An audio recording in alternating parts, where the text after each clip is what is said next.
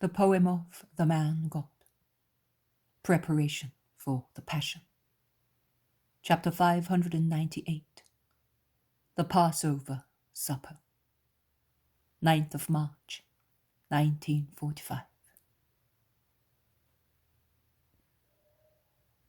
The suffering of Maundy Thursday is beginning. The apostles, there are 10 of them, are bustling about preparing the supper room. Judas, who has climbed on the table, is watching whether there is oil in all the lamps of the big chandelier that looks like the corolla of a double fuchsia, because its stem is surrounded by 5 lamps in small vessels similar to petals, and under them there is another circle or crown of small flames. And finally, there are 3 thin lamps hanging from tiny chains resembling the pistils of the bright flower. He then jumps down on the floor and helps Andrew to lay the tableware in an artistic style on the table, on which a very fine tablecloth has been spread. I hear Andrew say, "What a wonderful linen tablecloth!" And Iscariot says, "One of Lazarus's best ones. Martha insisted in bringing it." "And what about these chalices and these amphorae?" remarks Thomas, who has poured some wine into the precious amphorae and is admiring them, looking at himself in the slim bellies, and he caresses the chiseled handles with the eye of a connoisseur. "Phew, I wonder how much they are worth," exclaims Judas Iscariot. "It is worked by a hammer. My father would go mad for it. Silver and gold foils are shaped easily when heated, but done with such craft. Everything can be spoiled in a moment. One wrong blow is enough. It takes strength and a light hand at the same time. See the handles? They have been shaped out of the block. They are not soldered. Things for rich people. Just consider that all the fillings and cast-off parts are lost. I don't know whether you understand me." "Phew, I understand you very well. In short, it is like sculpture." "Exactly." They all admire and then go back to their work. Some arrange the seats, some prepare the sideboards. Peter and Simon come in together. "Oh, you have come at last. Where have you been again? After you came with the master and us, you ran away again," says Iscariot. "We had another errand before supper time," replies Simon briefly. "Are you suffering from depression?" "I think there is every reason to be so, considering what we have heard these past days, and from those lips that we have never found to be false. And with that stench of... Well, be quiet, Peter," grumbles Peter between his teeth. "And you as well. You seem to have gone mad for some time. Your face is like that of a wild rabbit that realizes it is being chased by a jackal," replies Judas Iscariot. "And your face is like the snout of a weasel. You have not been very handsome either these last few days. You look in such a way. You're even cross-eyed. What do you expect, or do you hope to see? You seem to be self-confident. You want to appear so, but you look like one is afraid," retorts Peter. "Oh, with regard to being afraid, you are not a hero either." "None of us is, Judas.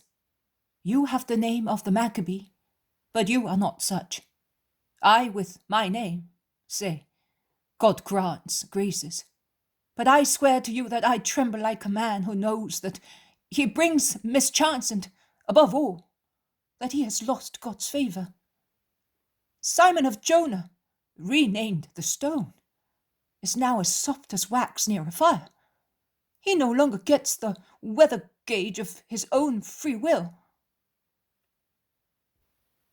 and yet I have never seen him frightened in the most violent storms. Matthew, Bart, and Philip look like sleepwalkers. My brother and Andrew do nothing but sigh. The two cousins, who are grieved because of their family ties and of their love for the Master, look at them. They already look like old men. Thomas has lost his cheerfulness, and Simon seems to have become again the exhausted leper of 3 years ago. So much is he worn out by grief. I would say that he is worn away, deathly pale, dejected. John replies to him. Yes, he has influenced us all with his melancholy, remarks Iscariot. My cousin Jesus, my master and Lord and yours, is and is not melancholy. If you mean by that word that he is sad because he is being excessively grieved by the whole of Israel, as we are aware, but because of the other hidden sorrow that he alone sees, I say to you, you are right. But if you use that word to say that he is mad, I forbid you to do so, says James of Alphaeus. And is a fixed melancholy idea not madness? I have studied also profane matters, and I know. He has given too much of himself. Now he is mentally tired. Which means insane. Is that right? Asks the other cousin Judas, who is apparently calm. Exactly. How right was your father, a man of blessed memory, whom you resemble so much in justice and wisdom. Jesus, the sad destiny of an illustrious family, now too old and struck by psychic senility, has always had a disposition to this illness. Mild at first, then more and more aggressive. You have seen how he attacked Pharisees and scribes, Sadducees and Herodians. He has made his life impossible, like a road strewn with quartz splinters, and he spreads them himself. We have loved him so much that our love veiled our eyes. But those who did not love him in an idolatrous manner, your father, your brother Joseph, and at first also Simon, saw right. When we heard their words, we should have opened our eyes. Instead, we were all enticed by his meek charm of a sick person, and now, who knows? Judas Thaddeus, who is as tall as the Iscariot and is standing just in front of him, and seems to be listening to him peacefully, has an outburst of rage and, with a mighty backhanded blow, knocks Judas down with his back on one of the seats. And with anger repressed in his voice, bending over the face of the coward who does not react, as he is probably afraid that Thaddeus may be aware of his crime, he whispers, "This is for his insanity, you reptile, and only because he is in the other room, and this is Passover evening, I will not strangle you. But remember this, and remember it carefully.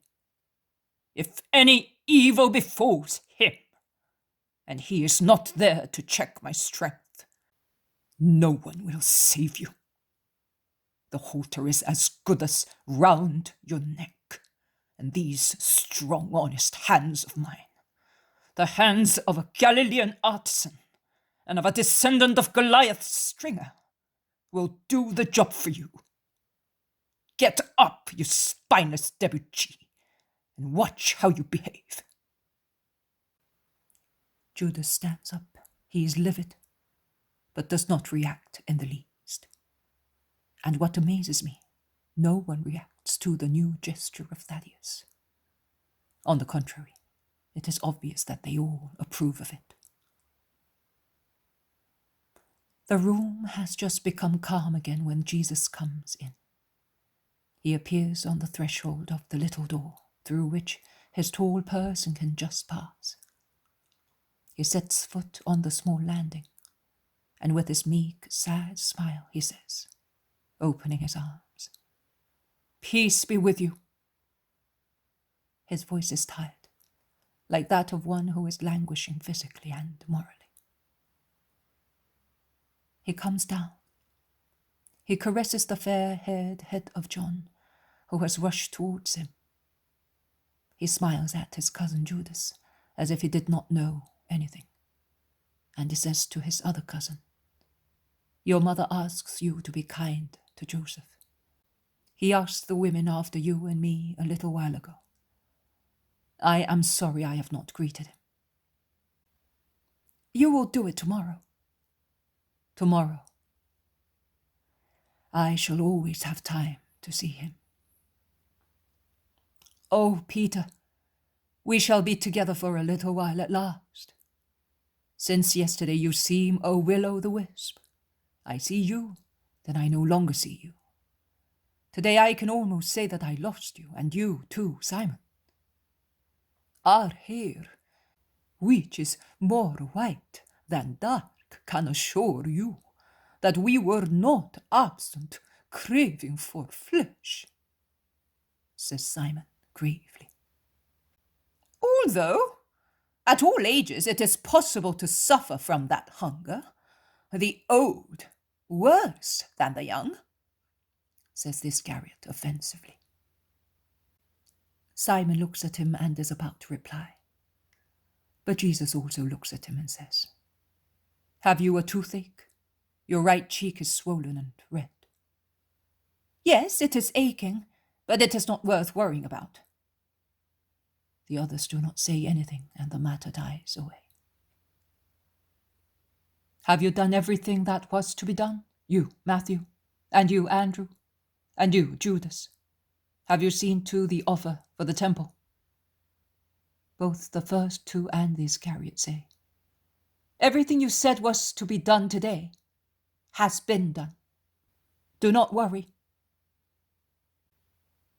"I took the early fruits of Lazarus to Johanna of Cusa for the children. They said to me, 'Those apples were better.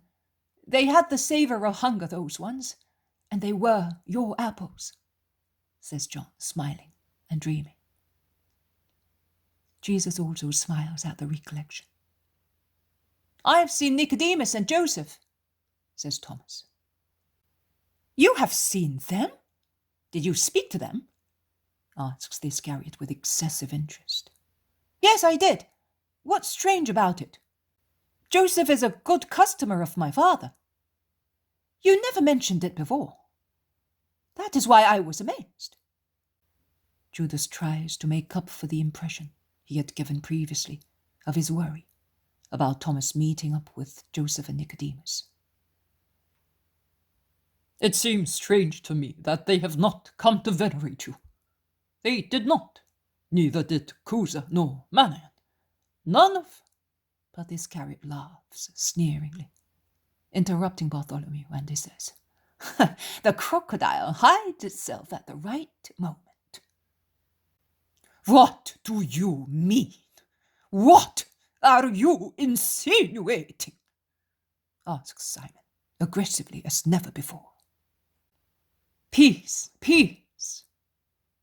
What is the matter with you? It is Passover evening. We have never had such a worthy display for the consumption of the lamb. So let us consume the supper in the spirit of peace. I see that I have upset you considerably with my instructions of these last evenings. But see, I have finished. Now I will not upset you any more. Not everything has been said of what refers to me, but only the essential part. The rest you will understand later. You will be told, yes. There will come who will tell you. John, go with Judas and somebody else to get the basins for the purification, and then let us sit at the table." Jesus is heart-rendingly kind. John with Andrew, Judas Thaddeus with James, bring the large basin. They pour water into it and offer the towel to Jesus and to their companions, who do the same for them. The basin, which is a metal wash-hand basin, is placed in a corner. And now to your seats. I here, and here, at his right side, John, and on the other side, my faithful James, the first 2 disciples. After John, my strong stone, and after James, he who is like the air. He is never noticed, but is always present and comforting, Andrew. Beside him, my cousin James. You are not sorry, my kind brother, if I give the first place to the first ones. You are the nephew of the Just One, whose spirit palpitates and quivers over me this evening more than ever. Have peace, father of my childish weakness, oak tree in whose shadow the mother and son had solace. Have peace. Beside Peter, Simon. Simon, come here a moment. I want to fix my eyes on your loyal face. Later I shall not see you well, because others will cover your honest face. Thank you, Simon, for everything. And he kisses him. Simon, when he is left free, goes to his seat, covering his face with his hands for a moment, with a gesture of distress. Facing Simon, my bard, 2 honest, wise men reflecting each other. They match very well. And beside him, you, Judas, my brother, so I can see you. And I seem to be at Nazareth, when some festivity gathered us all together round one table, also at Cana. Do you remember? We were together, a party, a wedding party. The first miracle, water changed into wine. Also today, a festivity. And also today, there will be a miracle. The wine will change its nature and will be. Jesus becomes engrossed in his thoughts, his head lowered and isolated in his secret world. The others look at him and do not speak. He raises his head again and stares at Judas Iscariot, to whom he says, "You will sit in front of me." "So much you love me? More than Simon, since you always want me in front of you?" "So much, as you said." "Why, master?" "Because you are the one who has done more than everybody for this hour." Judas casts an ever-changing glance at the master and at his companions. At Jesus with ironical commiseration, at the others with an air of triumph. And near you, on one side, Matthew, on the other, Thomas.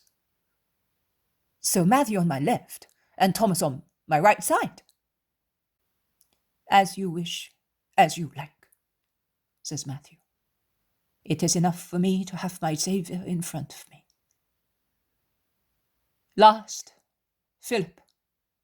Now, see, who is not beside me, in the place of honor, has the honor of being in front of me.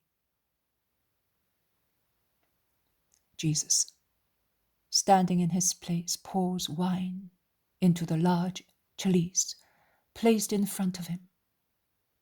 They all have tall chalices, but he has a much larger one, in addition to one like those of the others.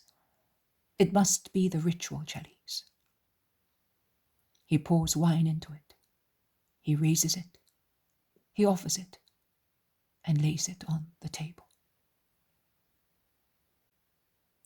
Then all together, they ask in the tone of a psalm, "Why this ceremony?"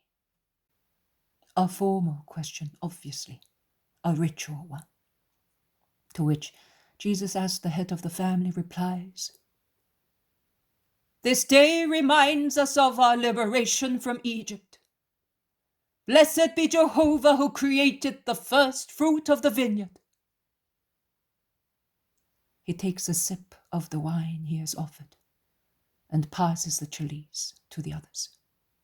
He then offers the bread. He breaks it into morsels and hands it round, with the herbs dipped in the reddish sauce contained in 4 saucepans. When this part of the meal is over, they sing some psalms all together. The large tray with the roasted lamb is brought from the sideboard to the table and placed in front of Jesus. Peter, who acts as first voice of the chorus, if you wish so, asks, "Why this lamb, as it is?" In remembrance of the time when Israel was saved through the sacrificial lamb. No firstborn died where the blood shone on doorposts and lintels. And afterwards, while the whole of Egypt, from the royal palace to hovels, was mourning the dead firstborn males, the Hebrews, led by Moses, moved towards the lane of liberation and of the promise, with their sides girded, their feet shod, the pilgrims' staffs in their hands. The people of Abraham started off promptly, singing hymns of joy. They all stand up and intone. When Israel came out of Egypt, and the house of Jacob from a barbarous people, Judah became his sanctuary, etc. If I have found the right one, it is Psalm 113. Jesus now cuts the lamb. He pours wine into the chalice again, and he passes it round after drinking of it. Then they sing also. Children, praise the Lord. Blessed be the name of the Eternal, now and forever throughout ages. From the east to west, it is to be praised, etc. But I cannot find it. Jesus hands out the portions, ensuring that everybody is well served, just like a father of a family among his children who are all dear to him. He's solemn, somewhat sad, when he says, "I have longed to eat this Passover with you. It has been the desire of my desires since, from eternity, I was the Savior. I knew that this hour precedes that one, and the joy of giving myself brought this relief in advance to my suffering. I have longed to eat this Passover with you, because never again shall I taste the fruit of the vine until the kingdom of God has come. Then I will sit again with the elect at the banquet of the Lamb, for the wedding of the living ones with the living one. But only those who have been lowly and pure in heart, as I am, will come to it." "Master, a short while ago, you said that he who has not the honor of the seat has that of being in front of you. So, how can we know who is the first among us?" asks Bartholomew. Everybody and nobody. Once, we were coming back and we were tired and nauseated at the bitter hatred of the Pharisees. But you were not so tired as to be prevented from discussing among yourselves who was the greatest. a little boy ran up to me, a little friend of mine, and his innocence mitigated my disgust for so many things. Your obstinate humanity not being the last. Where are you now, little Benjamin, gifted with the wise reply that came to you from heaven? Because as you were an angel, the Spirit spoke to you. Then I said to you, if anyone wants to be the first, he must be the last and the servant of everybody. And I gave you the wise boy as an example. Now I say to you, the kings of nations dominate them. And although the peoples oppressed hate them, they acclaim them, and kings are called benefactors, fathers of the fatherland. But hatred smolders under the false homage. But do not let it be so with you. The greatest must be like the smallest, the head like him who serves.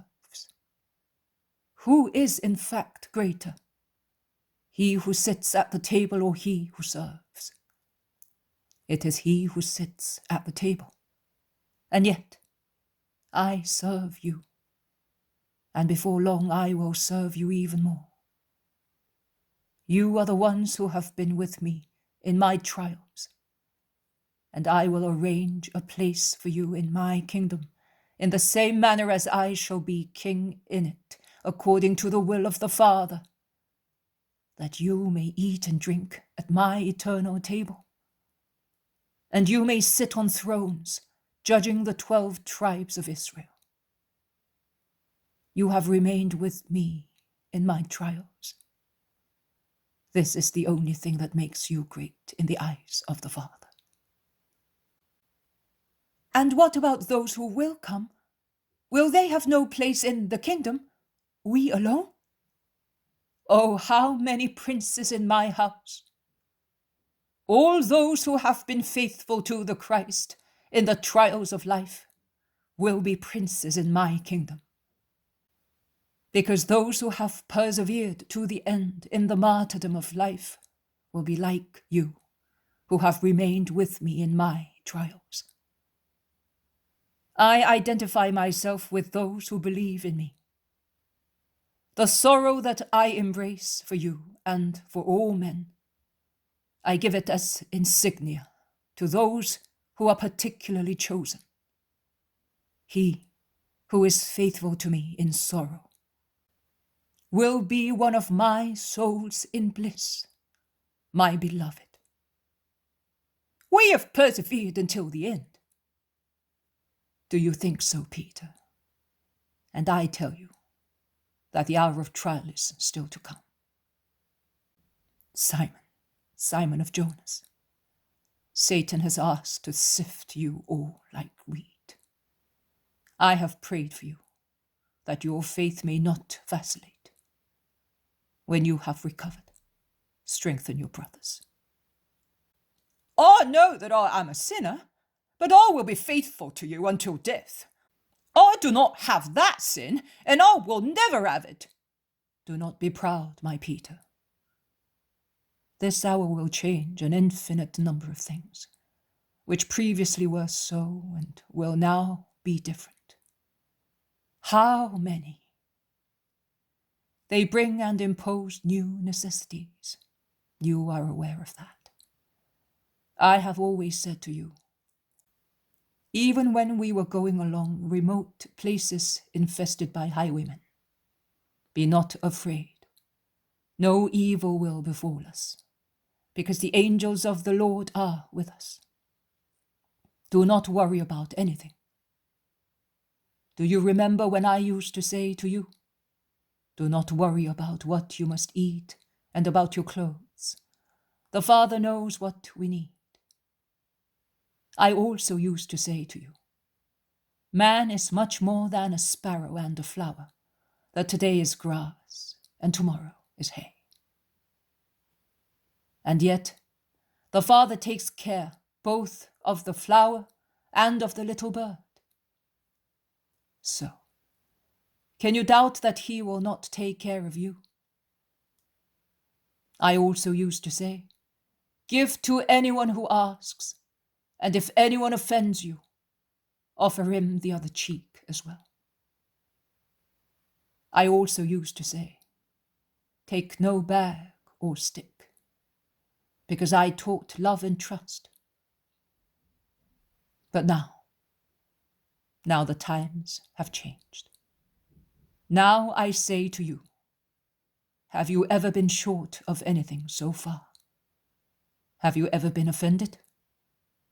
Nothing, Master. You alone were offended. So you can see that my word was true. But now the angels have all been recalled by the Lord. It is the hour of demons.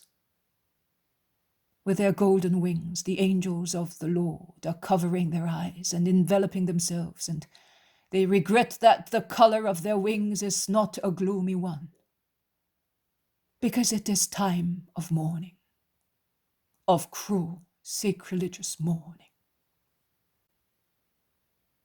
There are no angels on the earth this evening.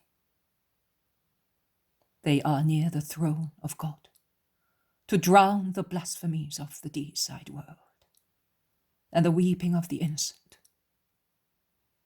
And we are alone, you and I, alone. And the demons are the masters of the hour. So we shall now take the appearances and the measures of poor men who do not trust and do not love. Now he who has a purse should take also a haversack. He who has no sword should sell his cloak and buy one. Because this also is said of me in the scriptures and must be fulfilled. He has been counted among the wicked. Truly, everything that concerns me has its purpose. Simon, who has got up and gone to the chest where he puts his rich mantle, because this evening they are all wearing the best clothes. And so, on their sumptuous belts, they are carrying daggers. Damascene, but very short ones, more like knives than daggers. Take 2 swords, 2 real, long, slightly bent swords, and returning to Jesus with them, he says, Peter and I have armed ourselves this evening. We have these, but the others have only short daggers. Jesus takes the swords, examines them. He unsheathes one of them and tests its edge on his nail.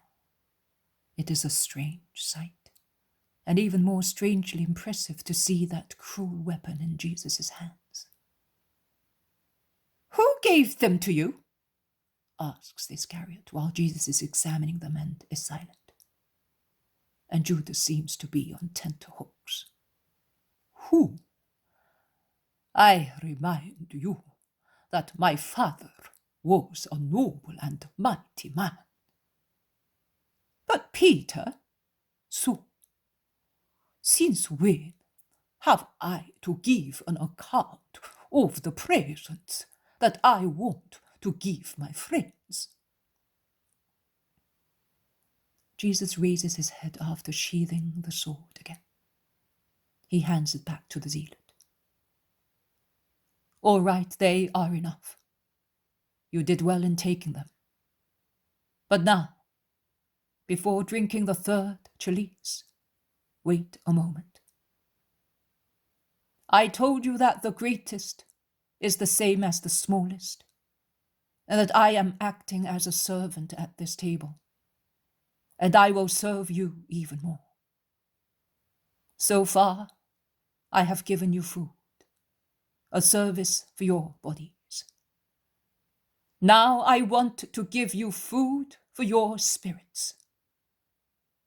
It is not a dish of the ancient rite. It belongs to the new rite. I wanted to be baptized before being the master. That baptism was sufficient to spread the word. Now, his blood will be shed. Another ablution is required for you, although you have been purified by the Baptist in his days, and also today in the temple. But it is not yet sufficient. Come, that I may purify you. Interrupt your meal. There is something more elevated and necessary than food given to the stomach to fill it, even if it is holy food, as the present one of the Passover rite. And it is a pure spirit, ready to receive the gift of heaven, which is already descending to make its throne in you and give you the life. To give the life to those who are pure. Jesus stands up. He makes John stand up to come out of his place more easily.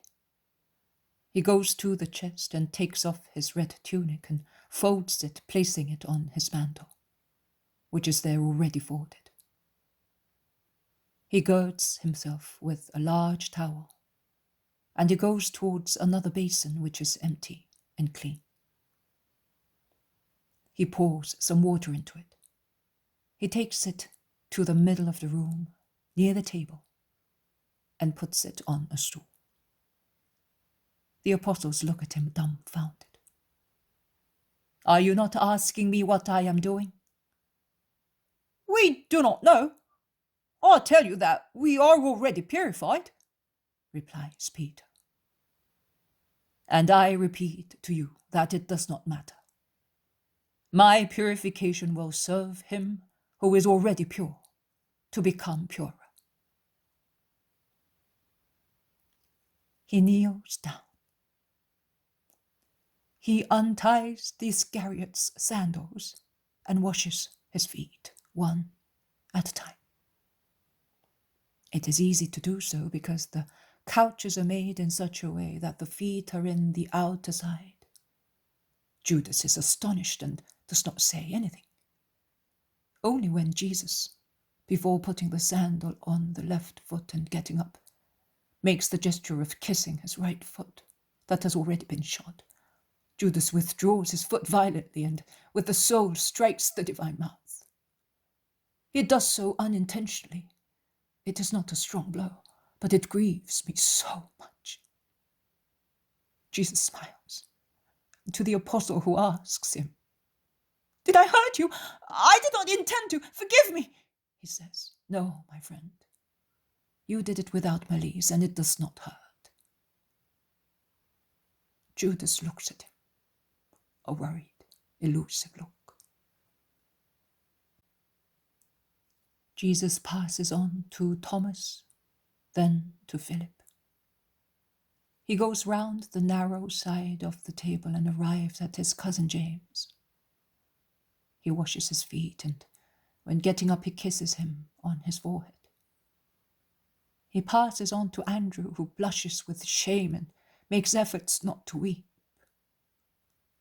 He washes his feet and kisses him like a baby. Then there is James of Zebedee, who goes on grumbling.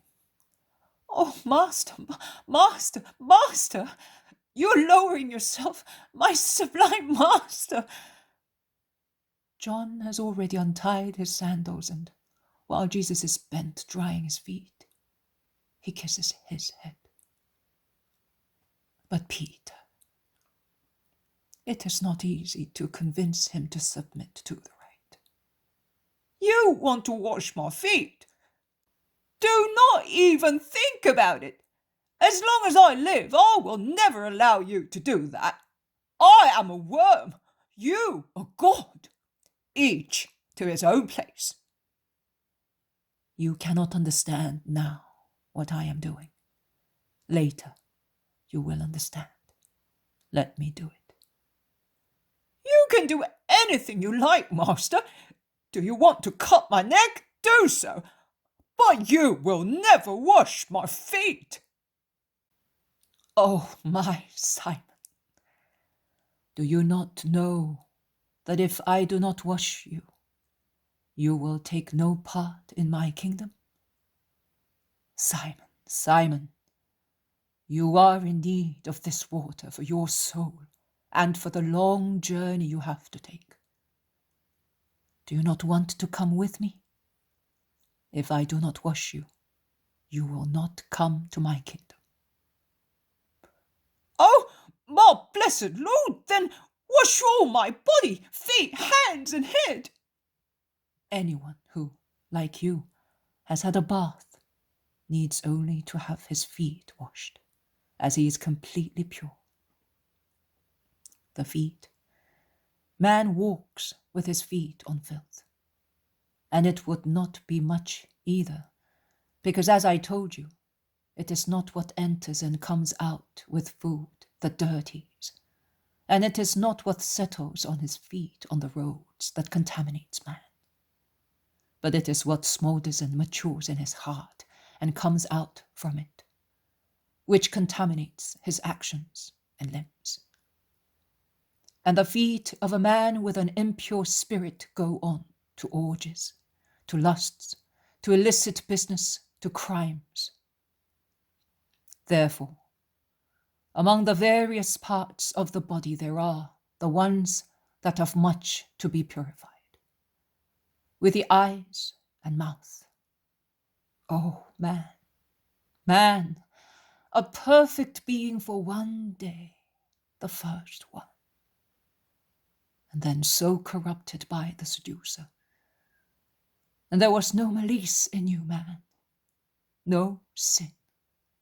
And now you are all malice and sin. And there is no part in you that does not sin. Jesus has washed Peter's feet. He kisses them. And Peter weeps and takes Jesus' 2 hands in his own big ones, and he rubs them against his eyes and then kisses them. Simon also has taken off his sandals, and without one word, he lets Jesus wash his feet. Then, when Jesus is about to pass on to Bartholomew, Simon kneels down and kisses his feet, saying, "Cleanse me from the leprosy of sin, as you cleansed me from the leprosy of my body, that I may not be confused in the hour of judgment, my Saviour." Be not afraid, Simon. You will come to the heavenly city as white as mountain snow. And what about me, Lord? What are you going to say to your old Bart? You saw me in the shade of the fig tree, and you read my heart. And now what do you see, and where do you see me? Reassure a poor old man who is afraid he may not have strength and time to become what you want him to be. Bartholomew is deeply moved. You must not be afraid either. I then said, here is a true Israelite in whom there is no deceit. Now, I say, here is a true Christian worthy of the Christ. Where do I see you? On an eternal throne, dressed in purple. I shall always be with you. It is Judas Thaddeus' turn. When he sees Jesus at his feet, he cannot control himself. He rests his head on his arm laid on the table and weeps. Do not weep, my sweet brother. You are now like one who must endure the extirpation of a nerve. and you think that you will not be able to stand it. But it will be a short pain. Then, oh, you will be happy, because you love me. Your name is Judas, and you are like our great Judas, like a giant. You are the one who protects. Your actions are those of a lion and of a young, roaring lion. You will rouse the impious, who will withdraw when you face them, and the wicked will be terrified. I know. Be brave. An eternal union will strengthen and make perfect our kinship in heaven. He kisses his forehead as well, as he did for his other cousin.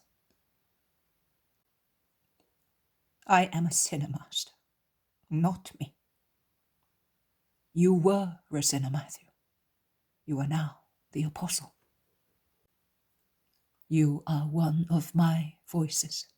I bless you. How far have these feet walked to come more and more forward towards God? Your soul urged them, and they left every way that was not my way. Proceed. Do you know where the path ends? On the bosom of your Father and mine. Jesus has finished. He takes the towel off and washes his hands in clean water. He puts his clothes on, goes back to his seat, and while sitting down he says, "You are now pure, but not all of you. Only those who want it to be so." He stares at Judas Iscariot, who feigns he does not hear him, intent as he is on explaining to his companion, Matthew, how his father decided to send him to Jerusalem. A useless conversation, the only purpose of which is to give an attitude to Judas, who, however bold, must feel ill at ease. Jesus pours wine into the common chalice for the third time. He drinks and makes the others drink. He then intones, and the others sing in chorus, "I love because the Lord hears the voice of my prayer, because he turns his ear towards me. I will invoke him throughout my life. The throes of death had surrounded me," etc. Psalm 114, 1, I think. A moment's pause. He then resumes singing. "I had faith, and that is why I spoke, but I was deeply humiliated, and in my dismay I said, every man is untruthful." He looks fixedly at Judas. My Jesus' voice, which is tired this evening, regains vigor when he exclaims, "The death of holy people is precious in the eyes of God. And you have broken my chains. I will sacrifice a victim of praise to you, invoking the name of the Lord," etc. Psalm 115. Another short pause, and he then resumes. "Praise the Lord, all nations. Praise him, all the peoples, 'cause his mercy has been asserted upon us, and the truth of the Lord lasts forever."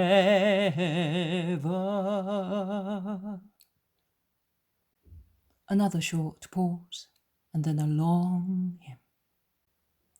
Sing praises to the Lord, because he is good, because his mercy lasts forever.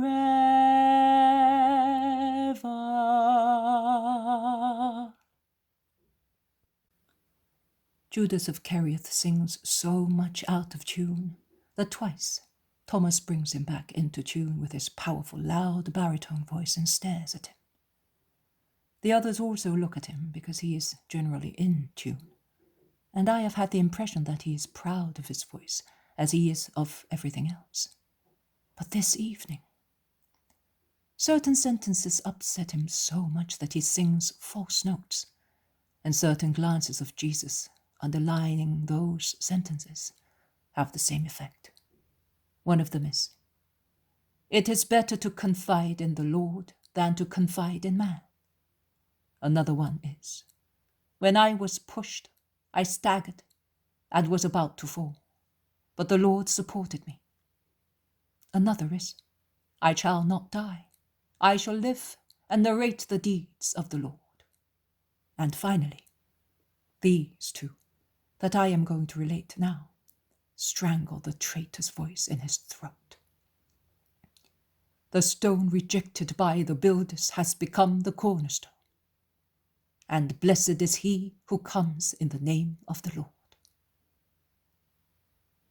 When the psalm is over, while Jesus is cutting and handing the lamb round again, Matthew asks Judas of Kerioth, "Are you not feeling well?" "No, leave me alone. Don't worry about me." Matthew shrugs his shoulders. John, who has heard, says, "The master is not well either. What is the matter with you, my Jesus? Your voice is weak, like the voice of a sick person or of one who has wept much." And he embraces him, resting his head on Jesus' chest. "He has only spoken a lot, as I have only walked a lot and got cold," says Judas, nervously. And Jesus, without replying to him, says to John, "You know me by now, and you know what makes me tired." The lamb is almost consumed. Jesus, who has eaten very little, and has only had a sip of wine at each chalice, but to compensate for that, has drunk a lot of water, as if he were feverish, resumes speaking. "I want you to understand my gesture of a short while ago. I told you that the first is like the last, and that I am going to give you a food that is not corporeal. I have given you a nourishment of humility for your spirits. You call me Master and Lord. You are right, because so I am. So if I have washed your feet, you should wash each other's feet. I have given you an example, so that you may do what I have done. I tell you solemnly, no servant is greater than his master. No apostle is greater than he who appointed him. Try to understand these things. Then, if you understand them and put them into practice, you will be blessed. But not all of you will be blessed. I know you. I know whom I chose. I am not speaking of everybody in the same way, but I say what is true. On the other hand, what has been written concerning me is to be fulfilled. He who eats the bread with me rebels against me. I am telling you everything before it happens, that you may have no doubts about me. When everything has been accomplished, you will believe even more than I am I. He who receives me receives him who sent me, the Holy Father who is in heaven. And he who receives those whom I send will receive me, because I am with the Father and you are with me. But now let us finish the rite. He pours more wine into the common chalice, and before drinking of it and letting the others drink, he stands up, and everybody stands up with him, and he sings one of the previous psalms again. I had faith, and that is why I spoke. And then he sings a psalm that never comes to an end. Beautiful, but eternal. I think I have found it by its beginning and its length as Psalm 118. They sing it as follows. They sing one part in chorus, then in turns, one recites a couplet, and the others in chorus sing another part, and so forth till the end. No wonder they are thirsty at the end. Jesus sits down. He does not lie down. He sits as we do. And he says, now that the old rite has been accomplished, I will celebrate the new one. I have promised you a miracle of love. It is time to work it. That is why I have longed for this Passover. From now on, this is the victim that will be consumed in a perpetual rite of love. My beloved friends, I have loved you throughout the whole life of the earth. I have loved you for the whole eternity, my children. And I want to love you till the end. There is nothing greater than this. Bear that in mind.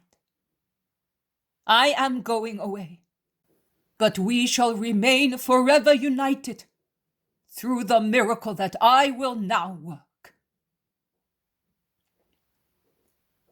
Jesus takes the loaf, still entire, and places it on the chalice that has been filled. He blesses and offers both. He then breaks the bread and takes 13 morsels of it and gives one to each apostle, saying, take this and eat it. This is my body. Do this in remembrance of me, who am going away. He gives the chalice and says, take this and drink it. This is my blood. This is the chalice of the new alliance in my blood. And through my blood, that will be shed for you, to remit your sins and give you the life. Do this in remembrance of me. Jesus is very sad. There is no smile, no trace of light, no color on his face. It is already an agonizing face. The apostles look at him, utterly anguished. Jesus stands up, saying, do not move. I shall be back at once. He takes the 13th morsel of bread and the chalice, and he goes out of the supper room. He's going to his mother, whispers John.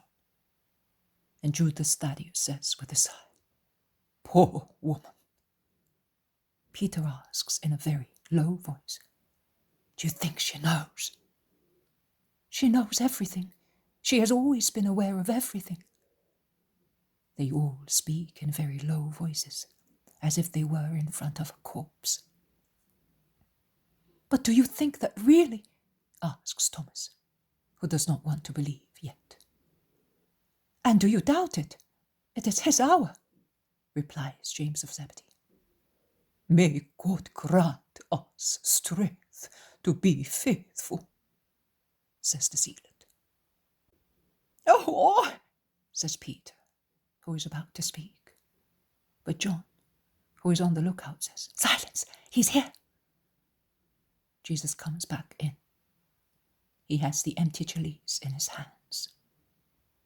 Only at its bottom there is a trace of wine, and in the light of the chandelier, it looks just like blood.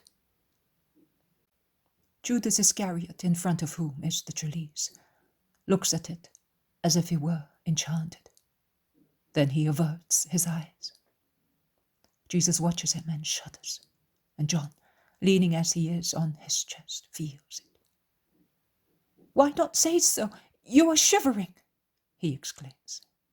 No, I am not shivering because I am feverish. I have told you everything, and I have given you everything. I could not have given you anything else. I have given you myself. He makes his usual gesture with his hands, which, previously joined, now separate and stretched out, while he bows his head as if he wished to say, Excuse me if I cannot give you more. It is so. I have told you everything, and I have given you everything. And I repeat, this new rite has been accomplished. Do this in remembrance of me. I have washed your feet to teach you to be humble and pure like your master. Because I solemnly tell you that disciples must be like their master. Remember that. Bear it in mind.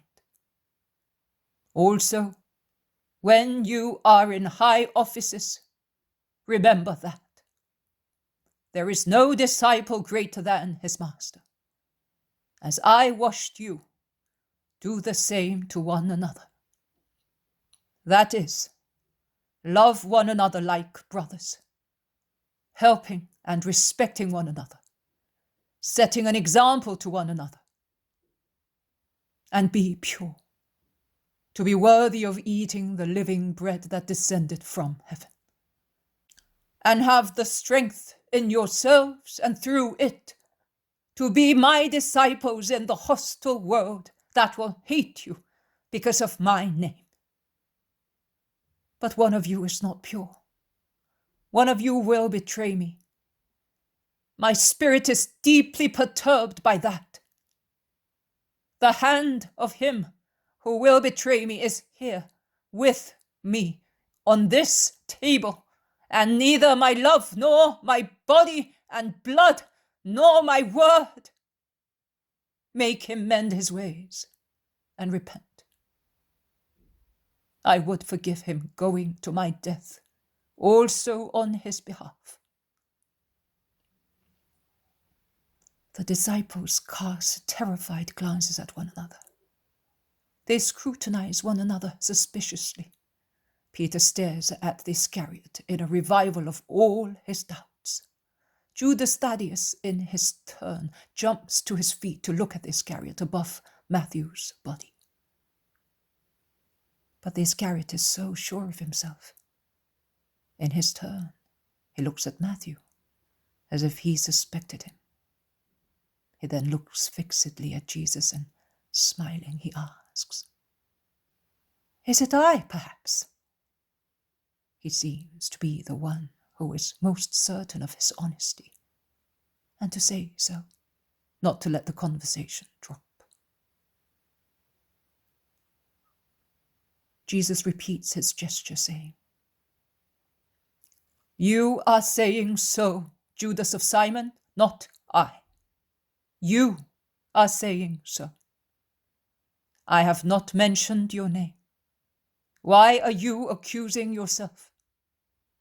Ask your internal warner, your conscience of a man, the conscience that God the Father gave you, that you might behave as a man, and listen whether it accuses you. You will be the first to know. But if it reassures you, Why do you utter a word and speak of a deed that is anathema even to mention or to think of as a joke? Jesus is speaking calmly. He seems to be supporting a proposed thesis, as a learned man may do with his pupils.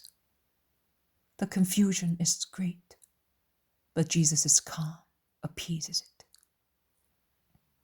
But Peter, who is the most suspicious of Judas, perhaps Thaddeus also is so, but he does not look so, disarmed as he is by the Iscariot's easy manners, plucks John's sleeve, and when John, who was pressed against Jesus upon hearing him speak of betrayal, turns round, he whispers to him, "Ask him who he is." John takes his previous position again. He only raises his head slightly as if he wanted to kiss Jesus.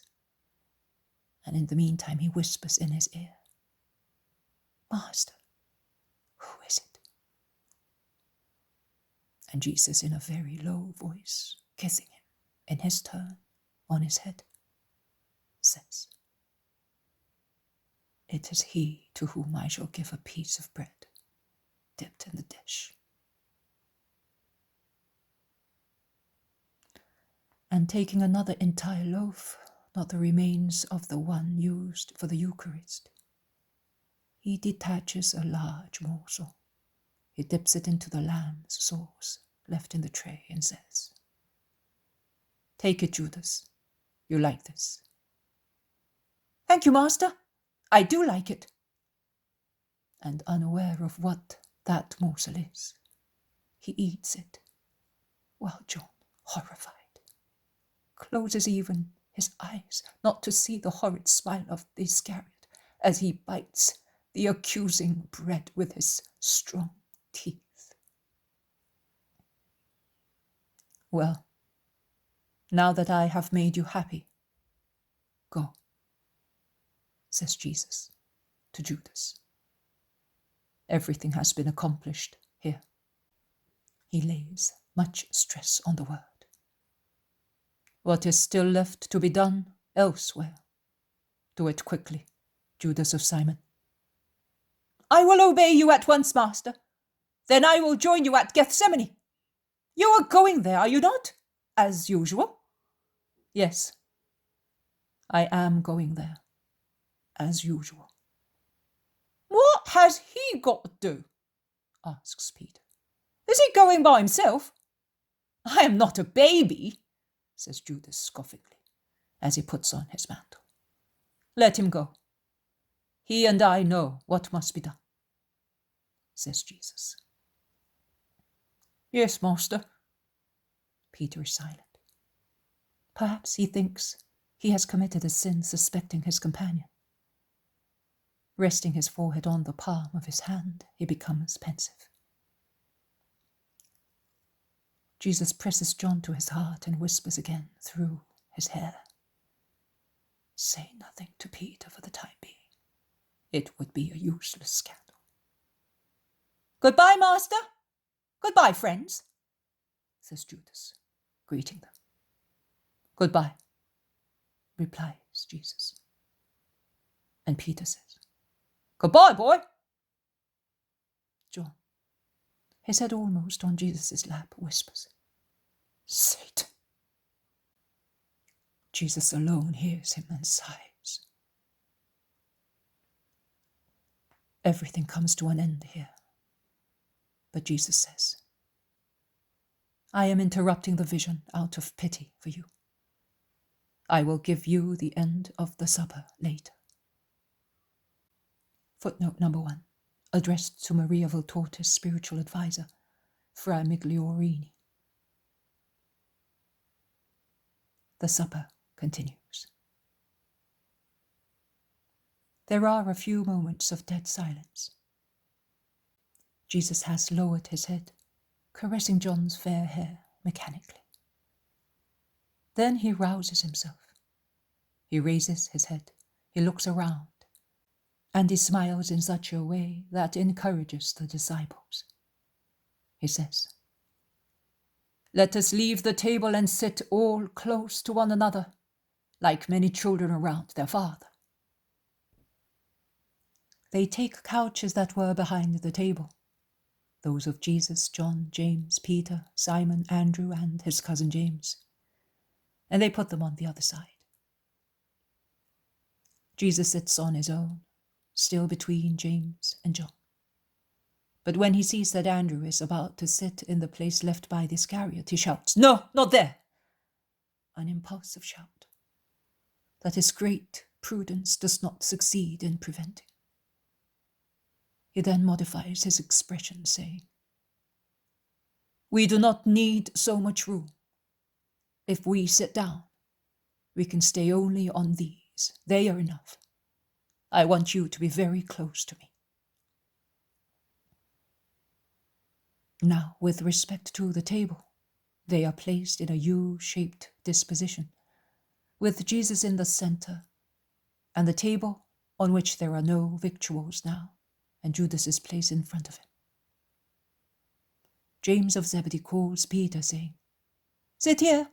I will sit on this little stool at Jesus' feet." "May God bless you, James. I wanted it so much," says Peter, and he presses against his master, who is now squeezed by John and Peter, with James at his feet. Jesus smiles and says,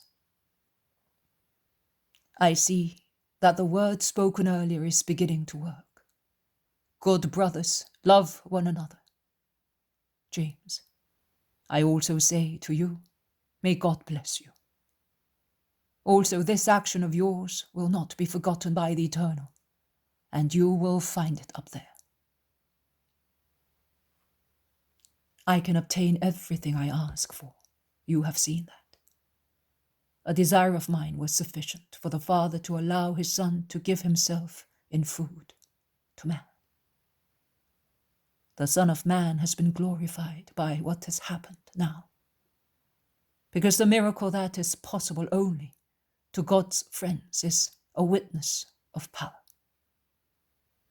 The greater the miracle, the surer and deeper is this divine friendship. This is a miracle that, because of its form, duration, and nature, and of the extremes and limits it attains, is so great that a greater one cannot possibly exist. I tell you, it is so powerful, supernatural, inconceivable by proud men, that only very few will understand it as it is to be understood, and many will deny it. So, what shall I say? Condemn them? No, I will say, have mercy on them. But the greater the miracle, the greater the glory of its author.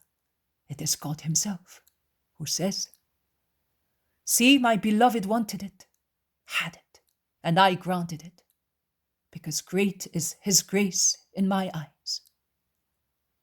And here he says, his grace has no limits, as infinite is the miracle performed by him.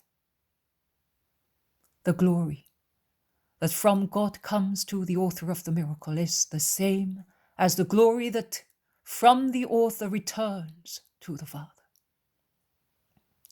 Because every supernatural glory, as it comes from God, returns to its source. And the glory of God, although it is already infinite, increases and shines more and more through the glory of his saints. So, I say, as the Son of Man has been glorified by God, so God has been glorified by the Son of Man. I have glorified God in myself. In his turn, God will glorify his Son in himself. He will glorify him, surely. Exalt, O spiritual essence of the second person, who are going back to your sea. Exalt, O body, who are going to ascend again after such a long exile and degradation, and not in Adam's paradise, but the sublime paradise of the Father is about to be given to you as your abode. If it has been said that the amazing order of God, given through the lips of a man, stopped the sun, what will happen among the stars when they see the wonder of the body of the man ascend and sit at the right hand of the Father in the perfection of his glorified being? My little children, I will remain with you for a short time, and afterwards you will be looking for me as orphans look for their dead parent, and weeping you will go about speaking of him, and in vain you will knock at his silent tomb, and you will also knock at the blue gates of heaven, with your souls elevated in suppliant search for love, saying, "Where is our Jesus? We want him. Without him there is no more light in the world, no joy, no love. Either give him back to us or let us come in. We want to be where he is." But for the time being you cannot come where I am going. To the Judeans also I said, "Later you will look for me, but you cannot come where I am going." I say the same to you. Think of my mother. Neither can she come where I am going. And yet I left the Father to come to her and become Jesus in her immaculate womb. And yet I came from the inviolate woman in the bright ecstasy of my birthday, and I was nourished with her love that became milk. I am made of purity and love because Mary nourished me with her virginity, fecundated by the perfect love who lives in heaven. And yet I have grown up through her, costing her fatigue and tears. And yet I ask of her such heroism as no one has ever accomplished, and in comparison with which the heroism of Judith and that of Jael are the heroisms of poor women quarreling with the rival at the village fountain. And yet no one loves me as she does. And notwithstanding all that, I will leave her and go where she will come only after a long time. The commandment I give you: sanctify yourselves year by year, month by month, day by day, hour by hour, to be able to come to me when it is your hour, does not apply to her. She is full of grace and holiness. She is the creature who has had everything and has given everything. There is nothing to be added or to be taken away. She is the most holy witness of what God can do. But in order to be sure that you are able to join me and to forget the grief in mourning the separation from your Jesus, I give you a new commandment, and it is: love one another. As I have loved you, you must love one another. By this love it will be known that you are my disciples. When a father has many sons, how does one know that they are such? Not so much by their physical appearance, because there are men who are in everything like another man, with whom there is no blood tie, and they are not even of the same country, as by their common love for the family, for their father, and for one another. And even when the father dies, a good family does not break up, because one is their blood, and it is the same they had from the seed of their father, and it ties in knots that not even death loosens. because love is stronger than death. Now, if you love one another after I have left you, everybody will acknowledge you as my children, and therefore as my disciples, and as brothers to one another, having had only one Father. Lord, where are you going? Asks Peter.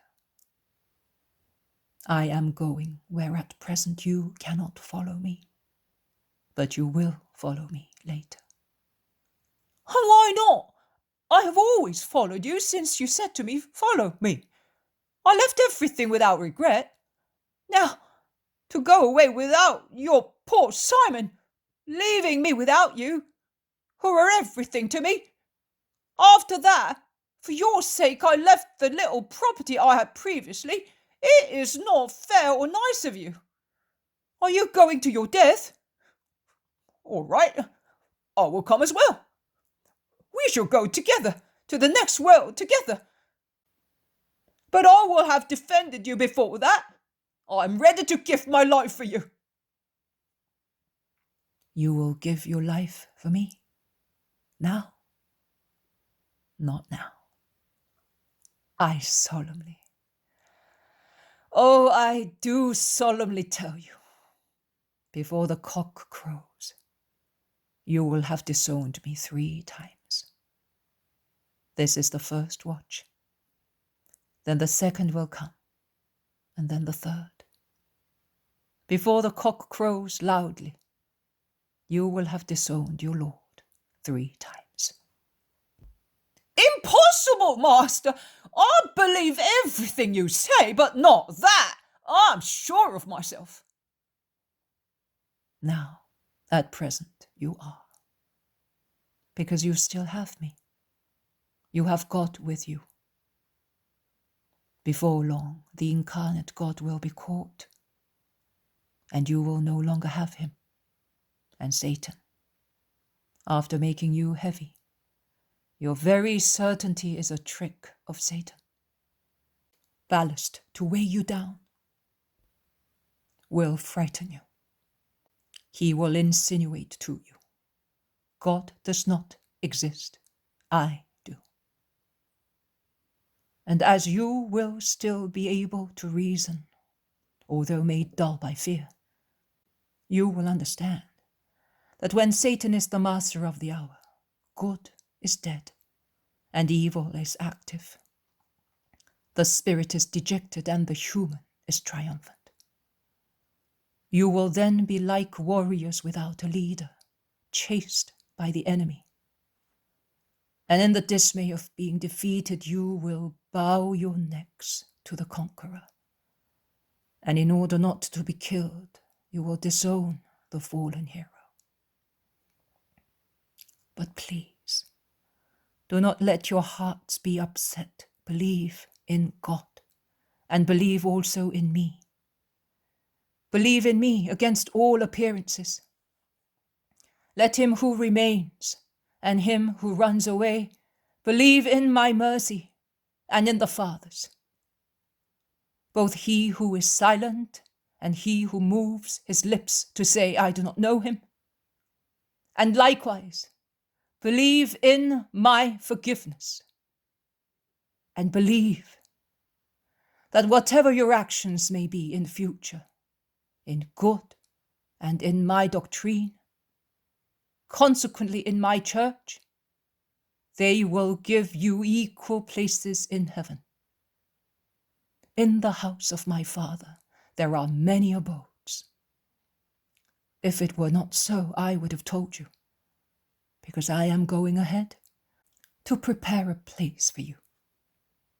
Do good fathers not do likewise when they have to take their little children elsewhere? They go ahead. They prepare the house, the furnishings, the provisions. They then go back to get their dearest ones. They do so out of love, so that the little ones may lack nothing and may not be uncomfortable in the new place. I do the same, and for the same reason. I am going now. And when I have prepared a place for each of you in the celestial Jerusalem, I will come again and take you with me, so that you may be where I am, where there is no death or mourning or tears, no shouting, no hunger, no pain, no darkness, no parching thirst, but only light, peace, happiness, and singing.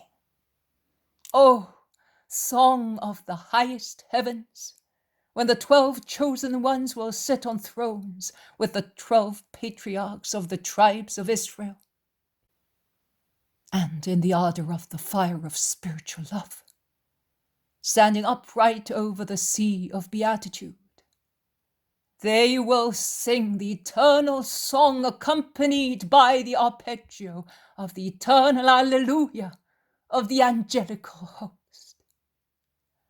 I want you to be where I shall be, and you know where I am going, and you know the way. But Lord, we know nothing. You're not telling us where you're going. How can we know the way to be taken to come towards you and curtail the weight? Asks Thomas. I am the way, the truth, the life. You have heard me say so and explain it several times. And really, some people who did not even know that there is a God have walked ahead along my way, and they are already ahead of you. Oh, where are you, lost sheep of God, brought back to the fold by me? And where are you, whose soul has been raised? Of whom are you speaking? Of Mary of Lazarus? She's in the other room with your mother. Do you want her? Or do you want Johanna? She's certainly in her mansion, but if you wish so, we will go and call her for you. No, not them. I am thinking of the one who will be revealed only in heaven, and of Valtorta.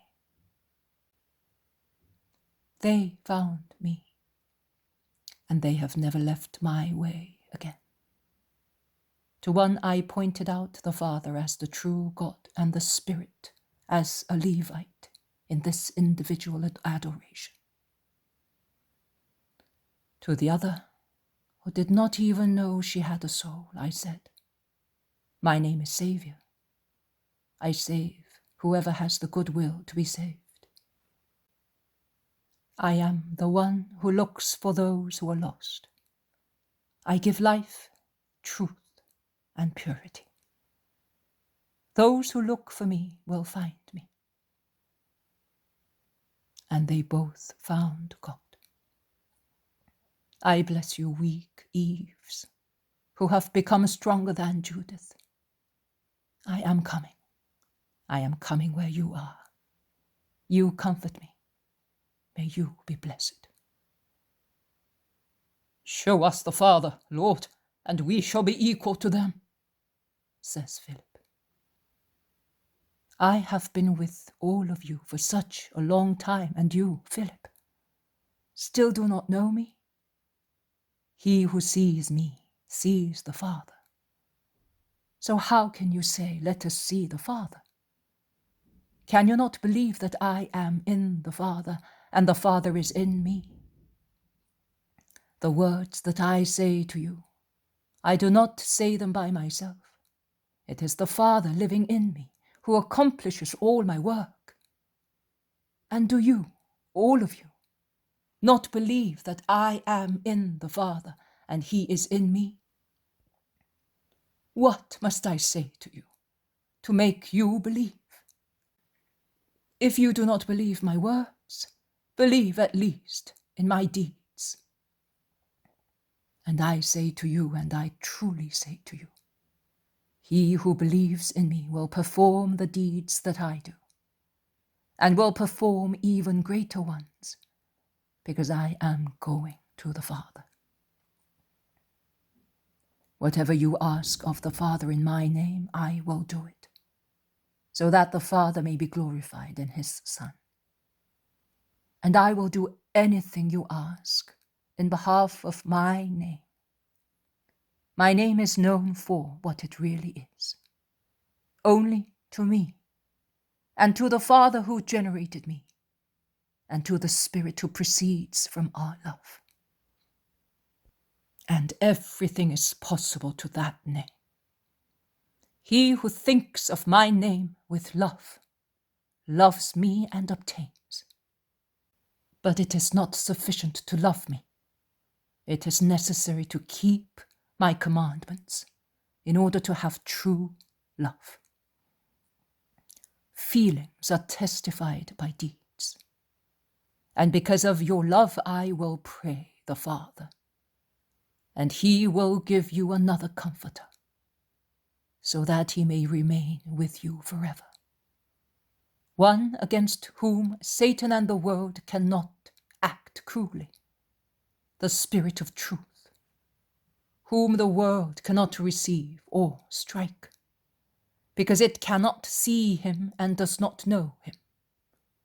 The world will deride him, but he is so sublime that derision will not be able to offend him, while being so merciful as to exceed all limits. He will always be with those who love him, even if they are poor and weak. You will know him, because he already dwells with you and will soon be in you. I will not leave you orphans. I have already told you that I will come back to you. But I will come before it is time to come to take you and go to my kingdom. I will come to you.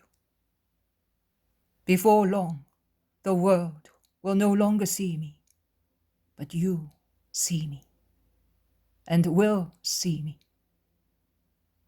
because I live and you live, because I will live and you will live. On that day you will know that I am in my Father, and you are in me, and I in you. Because he who accepts my precepts and observes them loves me, and he who loves me will be loved by my Father and will possess God. Because God is love, and he who loves has God in himself.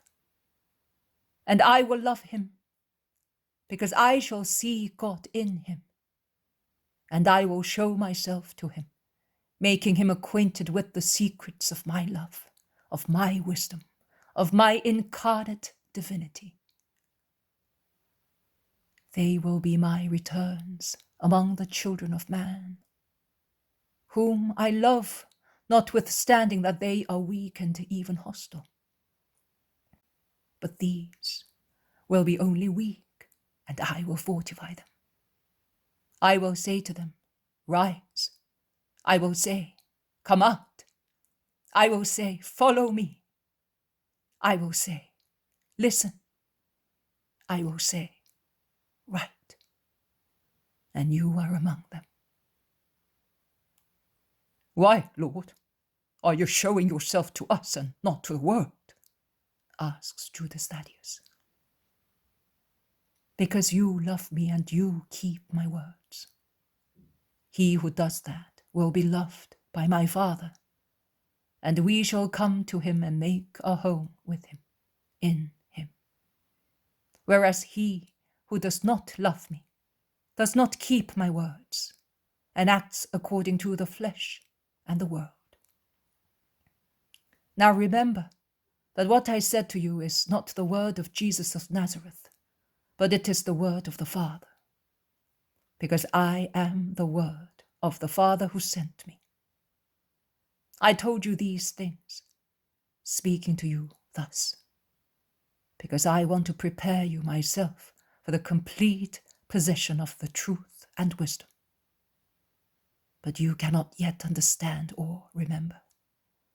But when the Comforter, the Holy Spirit, whom the Father will send to you in my name, comes to you, then you will be able to understand, and he will teach you everything, and he will remind you of what I told you.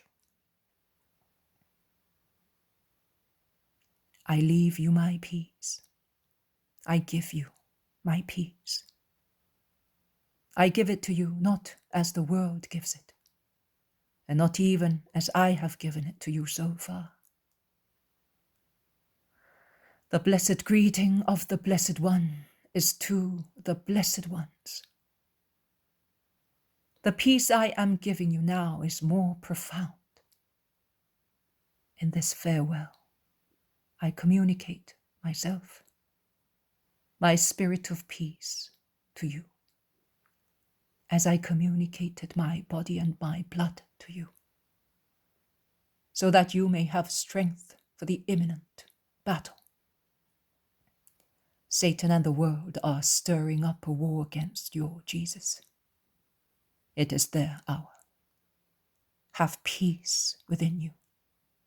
My spirit, which is spirit of peace, because I am the King of peace. Have it, so that you may not be too forlorn. He who suffers with the peace of God within himself suffers, but does not blaspheme and does not despair. Do not weep. You have also heard me say, I am going to the Father, and then I will come back. If you loved me beyond the flesh, you would rejoice, because I am going to the Father after such a long exile. I am going to him who is greater than I am, and who loves me. I have told you now, before it takes place, as I informed you of all the sufferings of the Redeemer, before going to them, so that, when everything is fulfilled, you may believe more and more in me. Do not be so upset. Do not be frightened. Your hearts are in need of balance. I have not much more time to speak to you, but I have so much to say. Now that I have come to the end of my evangelization, I feel that I have not said anything yet, and that there is still so much to be done. Your mood increases my feeling. So what shall I say?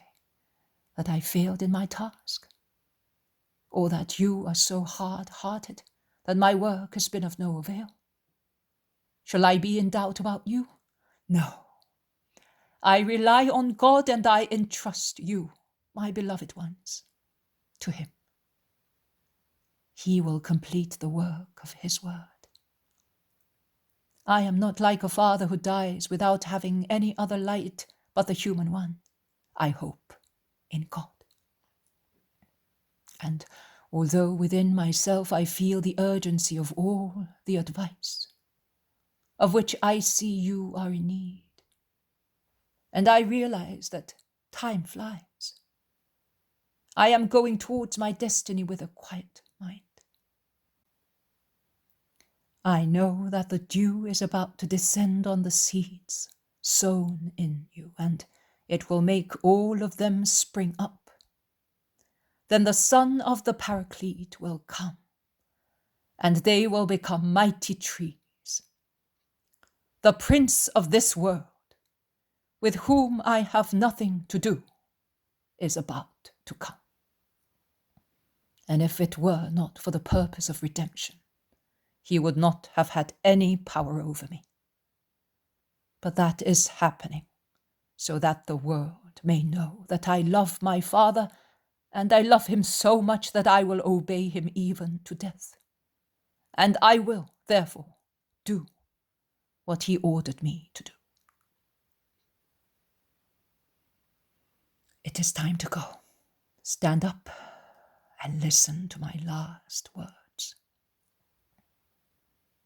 I am the true vine. The Father is the vine dresser.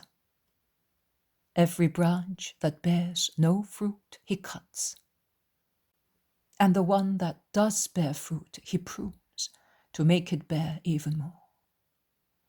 You were already purified by my word. Remain in me, and I will remain in you to continue to be so. The branch cut off from the vine cannot bear fruit. The same applies to you if you do not remain in me. I am the vine, and you are the branches. Whoever remains united to me bears fruit in plenty. But if one is cut off, one becomes a dry branch and is thrown on the fire and burns there. Because if you are not united to me, you can do nothing. So remain in me, and let my words remain in you. Then ask for whatever you want, and it will be done to you.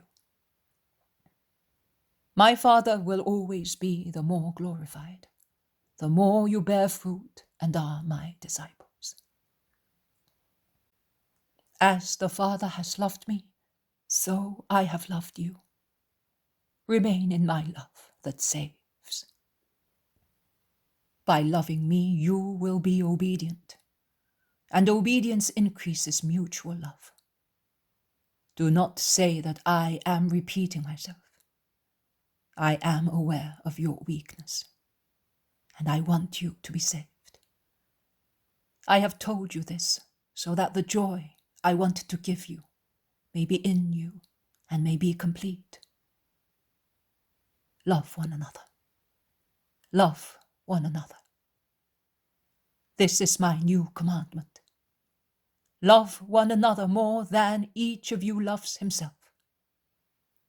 There is no greater love than that of a man who lays down his life for his friends.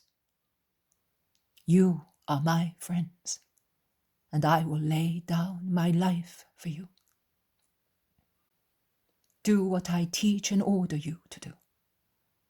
I will no longer call you servants, because a servant does not know what his master does, whereas you know what I do.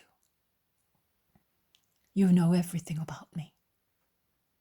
I have made known to you not only myself, but also the Father and the Paraclete, and everything I heard from God.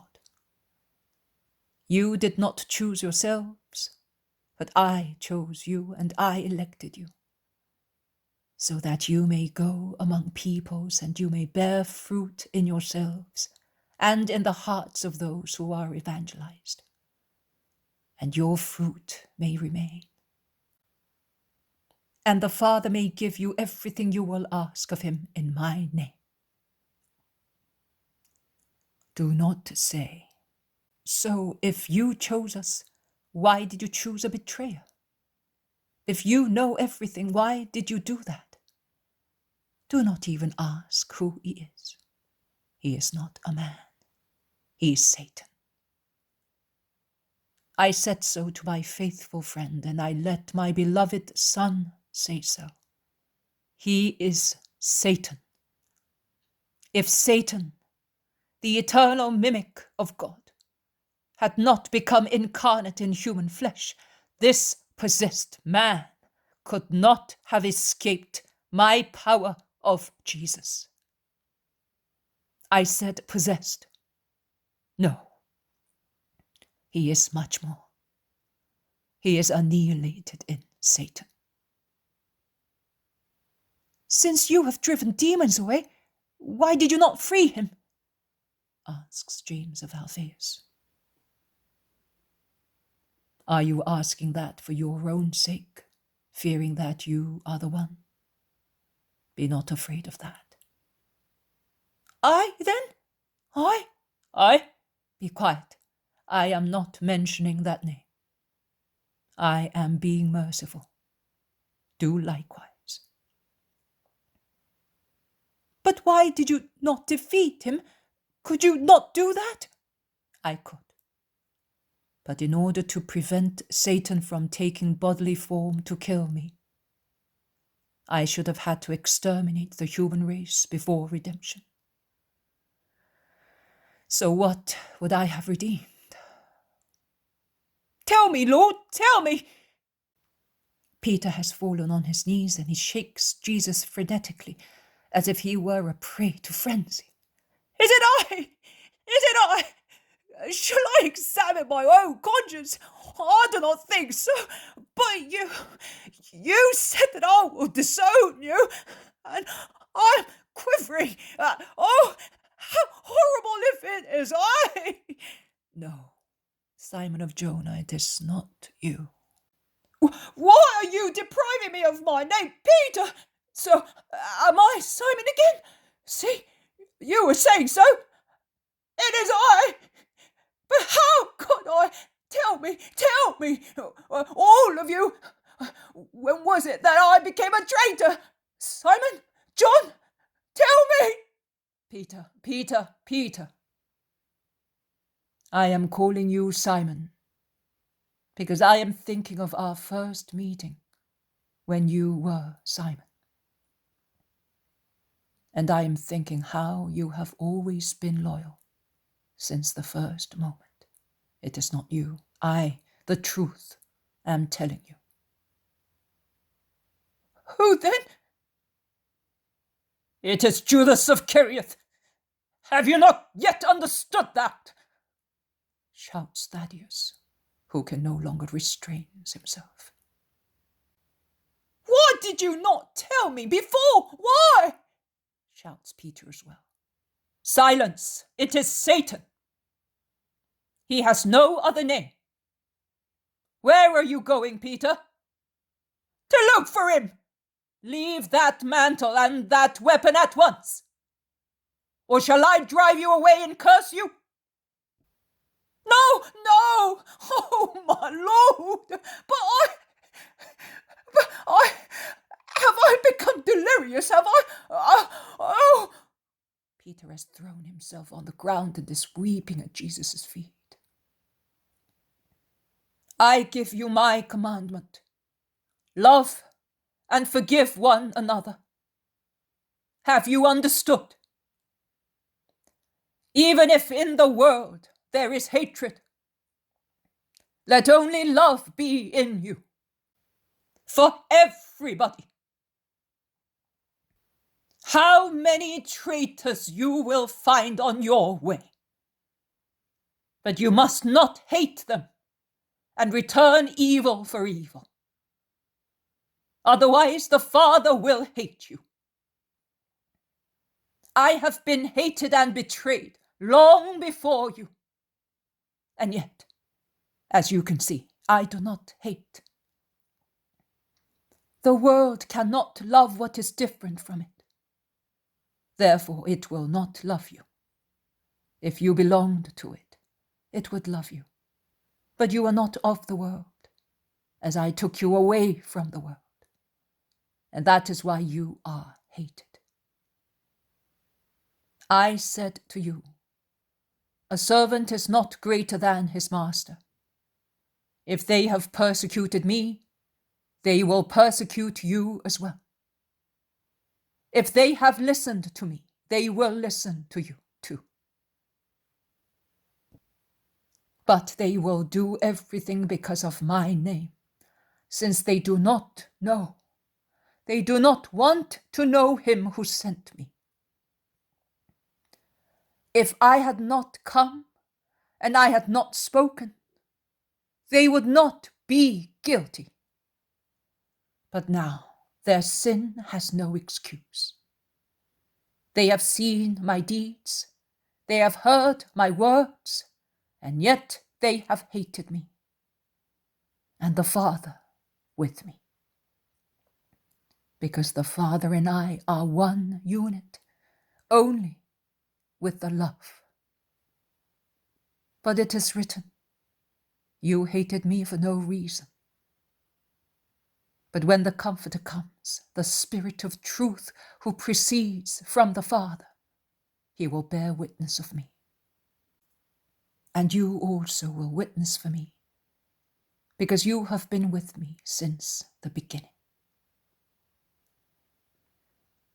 I am telling you this so that when the hour comes, you may not be depressed and scandalized.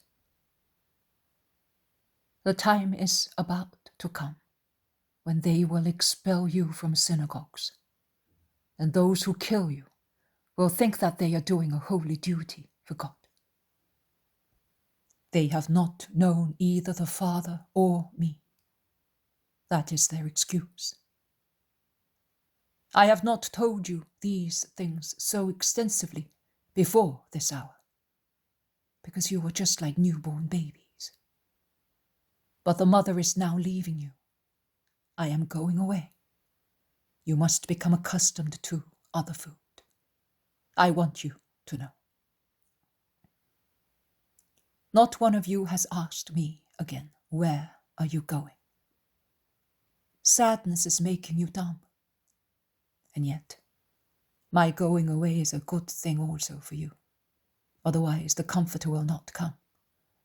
I will send him to you. And when he has come, through the wisdom and the words, the deeds and the heroism that he will infuse into you, he will convince the world of its deicide sin and of justice with regard to my holiness. And the clear cut will divide the world into reprobates, enemies of God, and believers. The latter will be more or less holy according to their will. But judgment will be passed on the prince of the world and his servants.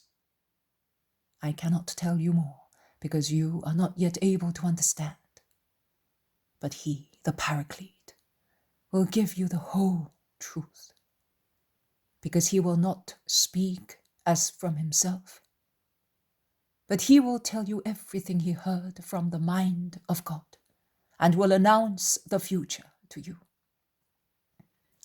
He will take what comes from me, that is, what is still of the Father, and will tell you. There is still a short time to see one another. Then you will no longer see me. And then, a short time later, you will see me. You are grumbling among yourselves and in your hearts. Listen to a parable, the last one of your master. When a woman has conceived and the hour of delivery comes, she is in great distress, because she suffers and groans. But when her little child is born and she presses it to her heart, all her pains comes to an end, and her sorrow changes into joy, because a man has come into the world. The same applies to you. You will weep, and the world will laugh at you. But later, your sorrow will change into joy, a joy that the world will never know. You are sad now, but when you see me again, your hearts will be filled with a joy of which no one will ever be able to deprive you. Such a full joy that it will obliterate every need of yours to ask for anything for your minds, hearts, and bodies. You will feed on seeing me again, and you will forget everything else. And just from that moment, you will be able to ask for anything in my name, and it will be given to you by the Father, so that your joy may be greater and greater. Ask, do ask, and you will receive. The time is coming when I shall be able to speak to you of the Father in plain words. That will happen because you will have been faithful in the trial, and everything will have been overcome. So, your love will be perfect, as it will have given you strength in the trial. And what you are short of, I will add it for you, taking it from my immense treasure and saying, Father, as you can see, they have loved me, believing that I came from you. Having descended into the world, now I leave it, and I am going to the Father, and I will pray for you. Oh, now you are explaining things clearly. Now we know what you mean, and that you know everything, and that you give answers without being questioned by anybody. You really come from God. Do you believe now, at the last hour? I have spoken to you for 3 years. But the bread that is God, and the wine that is blood, that did not come from man, is already working in you, and is giving you the first thrill of deification. You will become gods if you persevere in my love and in my possession. Not as Satan said to Adam and Eve, but as I say to you. It is the true fruit of the tree of good and of life. Evil is defeated in him who feeds on it, and death is dead. He who eats of it will live forever and will become God in the kingdom of God. You will be gods if you remain in me. And yet, now, although you have this bread and this blood in yourselves, as the hour is coming in which you will be scattered, you will go away on your own account and will leave me all alone. But I am not alone. I have the Father with me. Father, Father, do not abandon me. I have told you everything to give you peace, my peace. You will still have trouble, but have faith. I have conquered the world. Jesus stands up. He opens his arms out crosswise, and with his face shining brightly, he says the sublime prayer to the Father. John quotes it integrally. The apostles are shedding tears more or less openly and noiselessly. As a last thing, they sing a hymn. Jesus blesses them. He then says to them, "Let us put on our mantles now, and let us go. Andrew, tell the owner of the house to leave everything as it is, as I want that. Tomorrow, you will be pleased to see this place again." Jesus looks at it. He seems to be blessing walls, furniture, everything. He then puts on his mantle and sets out, followed by the disciples. Beside him there is John, on whom he leans. "Are you not saying goodbye to your mother?" Zebedee's son asks him. "No, everything has already been done. Furthermore, make no noise." Simon, who has lit a torch at the chandelier, illuminates the wide corridor that leads to the door. Peter opens the main door cautiously, and they all go out into the street, and then, working a gadget, they close the door from outside, and they start off.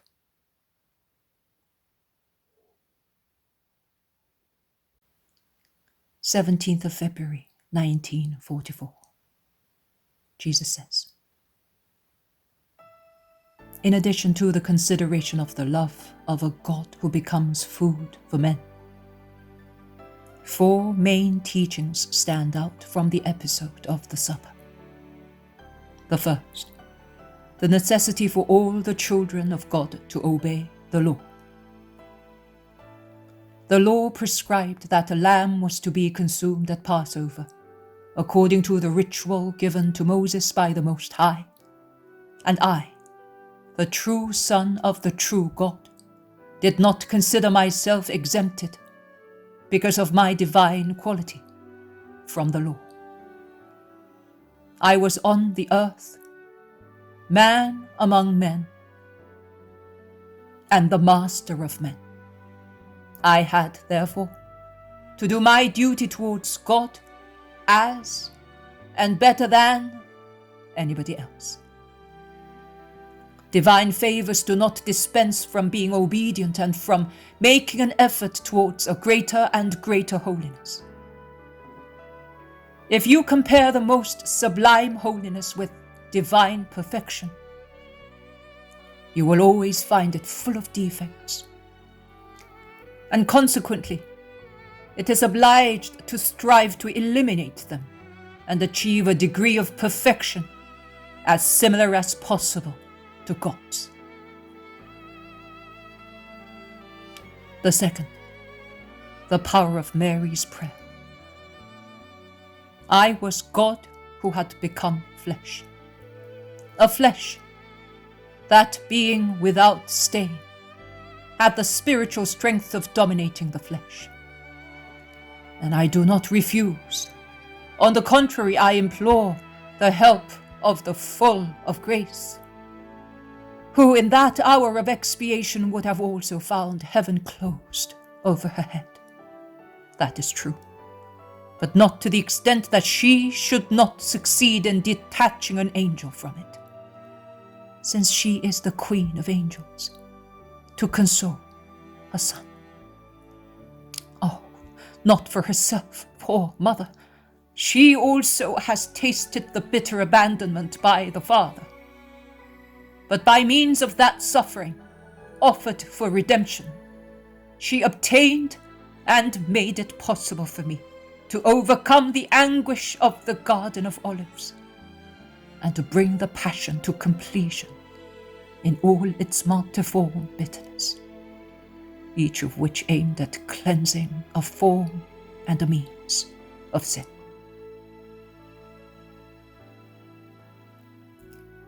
The third, self-control and endurance of offenses. The sublime charitable attitude towards all offenses, as can be possessed only by those who make the law of charity the life of their lives, as I had proclaimed.